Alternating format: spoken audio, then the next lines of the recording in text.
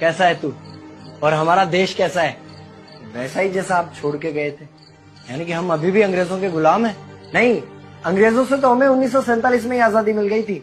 अच्छा, तो अब तो हमारे अपने लोग देश चलाते होंगे ना? हाँ, तब तो देश काफी आगे बढ़ गया होगा।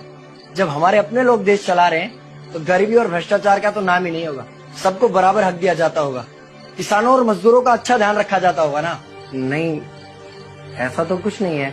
तो कैसा है बताना मुझे। कैसे हमारे अपने नेता, हमारे आजाद भारत के नेता, 100 साल हो गए मुझे गए हुए, बताना। हमारे अपने नेता वो तो अपनी जेबें भरने में लगे हुए हैं। आने वाली 7 पीढ़ियों को नहीं बल्कि 700 पीढ़ियों को ना कमा कर खाना पड़े उस चीज के इंतजाम में लगे हुए हैं। तो तुम लोग क्या कर रहे हो और हमारे देश का युवा क्या कर रहा है? हम लोग तो इंस्टाग्राम पर रील्स देखने में बिजी हैं। यानी कि हमारी कुर्बानी का देश के लोगों पर कोई असर नहीं पड़ा। देश के लोगों में कोई देशभक्ति नहीं, कोई देश प्रेम नहीं। नहीं, ऐसा नहीं है। आपके लिए और देश के लिए बहुत प्रेम है भारत के लोगों के दिलों में। हर 15 अगस्त और 26 जनवरी को तिरंगा फहराते हैं, पूरे जोश के साथ भारत माता की जय बोलते हैं और आपकी डीपी भी लगाते हैं। और भारत और पाकिस्तान के क्रिकेट मैच के दौरान तो हमारी देशभक्ति पीक पर होती है। तुम इसे देशभक्ति समझते हो? तो फिर क्या है देशभक्ति? अगर तुम्हारी देशभक्ति समाज को सुधारने में, गरीबों को अच्छी शिक्षा या बराबर का हक नहीं दिलाती तो कोई काम की नहीं है तुम्हारी देशभक्ति।